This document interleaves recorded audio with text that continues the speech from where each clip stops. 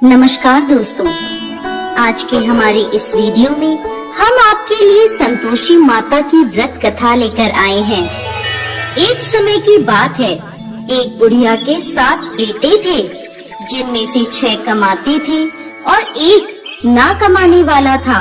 वो बुढ़िया 6 बेटों को अच्छा खाना बनाकर खिलाती, पर 7वें को उन सबका बचा कुचा झूठा खाना खिलाती थी। और वो भोला भाला अपनी माँ की इस चालाकी को समझ नहीं पाता था।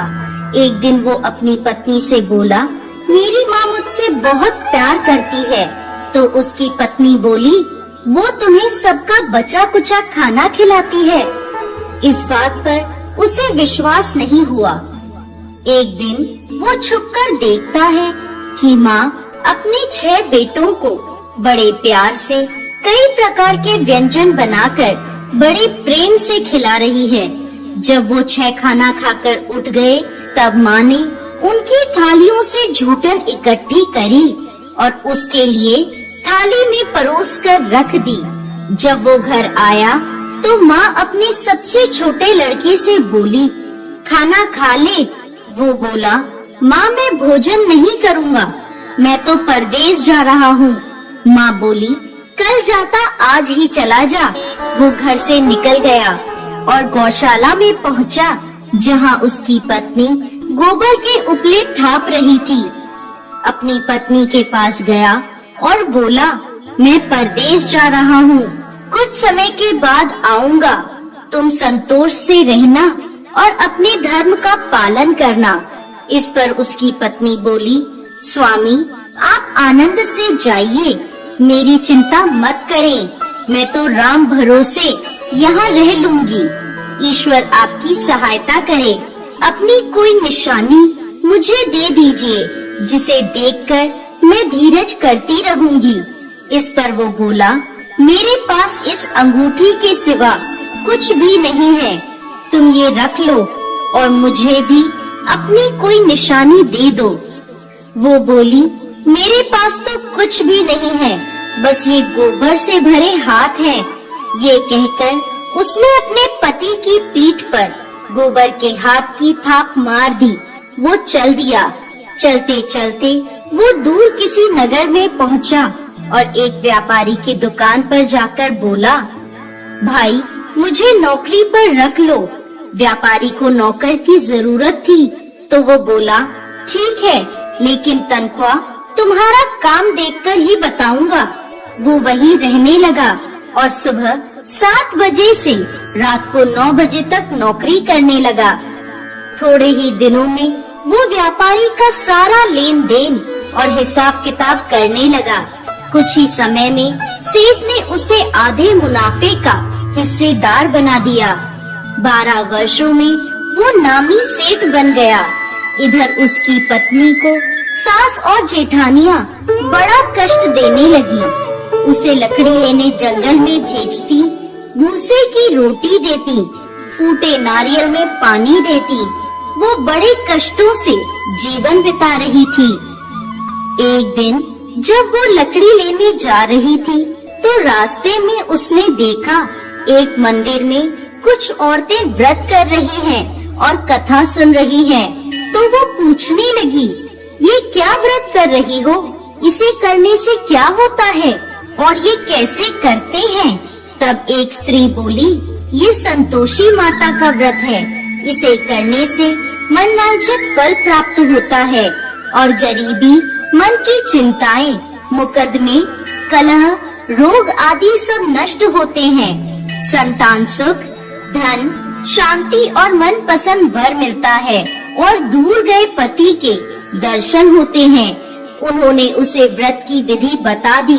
उसने रास्ते में सारी लकड़ियाँ बेच दी और उन पैसों से गुड़ और चना खरीद लिया और व्रत की तैयारी कर संतोषी माता के मंदिर में पहुँची और माता से दुखी होकर विनती करने लगी, माँ मैं अज्ञानी हूँ और बहुत दुखी हूँ, मैं आपकी शरण में हूँ, मेरा दुख दूर करो माँ। अब वो हर शुक्रवार ऐसा ही करती। एक दिन माता को उस पर दया आ गई। एक शुक्रवार उसके पति का पत्र आया और अगले शुक्रवार पति का भेजा धन उसे मिला। अब वो माता के मंदिर में गई और उनके चरणों में गिरकर रोने लगी। बोली, माँ, मैंने पैसे कब मांगे थे? मुझे तो अपना सुहाग चाहिए। मैं तो अपने स्वामी के दर्शन और सेवा करना मांगती हूँ। तब संतोषी माता ने प्रसन्न होकर कहा, जा बेटा, तेरा पति जल्द ही आएगा।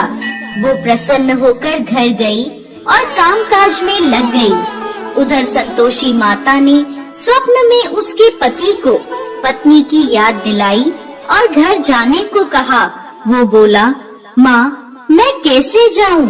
परदेश की बात है, लेन देन के कई हिसाब बाकी हैं। माँ बोली, सवेरे उठकर मेरा नाम लेकर घी का दीपक जलाना और फिर दुकान पर बैठना। सवेरे उठकर उसने वैसा ही किया। देखते ही देखते सारा लेन देन साफ हो गया और धन का ढेर लग गया। वो खुश होकर घर की ओर रवाना हो गया। उधर उसकी पत्नी रोज लकड़ी लेने जाती और संतोषी माता की पूजा अर्चना करती। एक दिन वो बोली, माँ, आज ये धूल कैसी उड़ रही है? माँ बोली, बेटी, तेरा पति आ रहा है। तू लकड़ियों के 3 ढेर बना, एक नदी के किनारे रख आ, एक यहाँ रख दे और तीसरा अपने सर पर रख ले। तेरे पति के दिल में इस लकड़ी के गट्ठर को देखकर मोह पैदा होगा और घर जाकर आवाज लगाना, सासू जी, लकड़ियों का गट्ठर लो, भूसे की रोटी दो और फूटे नारियल में पानी दो। आज मेहमान कौन आया है? उसने वैसा ही किया। घर गई, आंगन में लकड़ियों का गट्ठर रखकर बोली, सासू जी, लकड़ियों का गट्ठर लो, भूसे की रोटी दो और फूटे नारियल में पानी दो। आज मेहमान कौन आया है? ये सुनकर सास दौड़ी दौड़ी बाहर आई और अपने कष्टों को भुलाने के लिए कहने लगी, बेटी, तेरा पति आया है। आ, मीठे भात का भोजन कर और गहने और कपड़े पहन। इतने में उसका पति बाहर आया और उसके हाथ में अपनी दी अंगूठी देखकर माँ से पूछने लगा, माँ, ये कौन है? माँ बोली, बेटा, ये तेरी बहू है। पूरे 12 बरस हो गए ये दिन भर घूमती फिरती है, कोई कामकाज भी नहीं करती। तुझे देखकर नखरे कर रही है। वो बोला, माँ, मैंने तुम्हें और इसे दोनों को देख लिया है। अब मुझे दूसरे घर की चाबियाँ दे दो, मैं उसमें रहूंगा।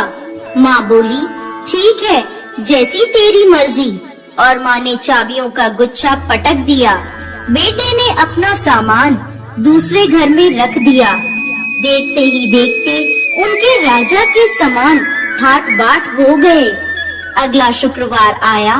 वो अपने पति से बोली, मुझे संतोषी माता के व्रत का उद्यापन करना है। वो बोला, खुशी से करो। वो तैयारियों में लग गई। उसने जेठ के लड़कों को जीमने बुलाया। पीछे से जेठानियों ने अपने बच्चों को सिखा दिया, तुम खाने के बाद खटाई मांगना, जिससे उसका उद्यापन पूरा ना हो। लड़कों ने जीमते ही खटाई मांगी। तब वो बोली, नहीं नहीं, खटाई मैं नहीं दे सकती, ये संतोषी माता का प्रसाद है। लड़के बोले, तो फिर पैसे दे दो। भोली भाली समझ नहीं सकी और उन्हें पैसे दे दिए। वो उन पैसों से खटाई लेकर खाने लगे। इस पर संतोषी माता क्रोधित हो गई। राजा के दूत उसके पति को पकड़कर ले गए। वो बेचारी रोती हुई माता के मंदिर में गई और बोली, माता, ये क्या किया? माता बोली, पुत्री, मुझे दुख है कि तुमने अभिमान करके मेरा व्रत तोड़ा है और इतनी जल्दी सब भूल गई। वो बोली, माता, मैंने तो कुछ गलत नहीं किया। मैंने भूल से लड़कों को पैसे दे दिए। मुझे क्षमा करो, मैं दोबारा तुम्हारा उद्यापन करूंगी। माता बोली, जा, तेरा पति रास्ते में आता हुआ मिलेगा। वो चली गई। रास्ते में उसे उसका पति आता हुआ दिखा। उसके पूछने पर बोला, राजा ने मुझे मिलने के लिए बुलाया था। अगले शुक्रवार उसने फिर उद्यापन किया। जेठ के लड़कों को बुलाया। जेठानियों ने फिर उन्हें सिखा दिया। लड़के भोजन के पहले बोले, खटाई मिलेगी? तब वो बोली, खटाई नहीं मिलेगी। अब उसने ब्राह्मण के लड़कों को बुलाकर भोजन कराया और दक्षिणा दी। संतोषी माता उससे प्रसन्न हो गई और 9 महीने बाद उसके चंद्रमा के समान सुंदर पुत्र हुआ। वो अपने पुत्र को लेकर रोजाना मंदिर जाने लगी। एक दिन संतोषी माता ने सोचा, ये रोज यहाँ आती है, आज मैं इसके घर जाकर इसका ससुराल देखती हूँ। ये सोचकर संतोषी माता ने भयानक रूप धारण करा। गुड़ व चने से सना मुख, सूंड के समान होठ, जिन पर मक्खियाँ भिनभिना रही थी, ऐसी सूरत में वो उसके घर गईं। दहली में पांव रखते ही उसकी सास बोली, देखो कोई डाकिन आ रही है, उसे भगाओ वरना किसी को खा जाएगी। सभी घर वाले भागकर घर की खिड़कियां और दरवाजे बंद करने लगे। तभी उसने ऊपर की खिड़की से देखा तो वहीं से चिल्लाने लगी, आज मेरी माता मेरे घर आई है, आज मेरी माता मेरे घर आई है। उसकी सास बोली, पगली किसे देखकर उतावली हुई है, बच्चे को भी पटक दिया। बहू बोली, माता जी, मैं जिन संतोषी माता का व्रत करती हूँ, ये वो माता है। ऐसा कहकर उसने सारी खिड़कियाँ और दरवाजे खोल दिए। सबने संतोषी माता के चरण पकड़ लिए और विनती कर कहने लगे, हे माता, हम मूर्ख हैं, अज्ञानी हैं, पापी हैं। आपके व्रत की विधि हम नहीं जानते। आपका व्रत भंग कर हमने बहुत बड़ा अपराध किया है। हे जगत माता, हमारा अपराध क्षमा करें। माता बहुत खुश हुई। हे संतोषी माता, जिस प्रकार आपने बहू को फल दिया, वैसा ही इस कहानी को कहते, सुनते और हुंकार भरते सबको देना। दोस्तों, संतोषी माता को संतोष, सुख, शांति और वैभव की माता के रूप में पूजा जाता है। माता संतोषी भगवान श्री गणेश की पुत्री हैं। इनका यह व्रत करने से धन, विवाह, संतान आदि भौतिक सुखों में वृद्धि होती है। ये व्रत शुक्ल पक्ष के प्रथम शुक्रवार से शुरू होता है और 16 शुक्रवार तक व्रत कर इसका उद्यापन किया जाता है। गुड़ और चने का भोग माता को लगाया जाता है। ये व्रत करने वालों को खट्टी चीजों को ना ही खाना चाहिए और ना ही हाथ लगाना चाहिए। बोलिए संतोषी माता की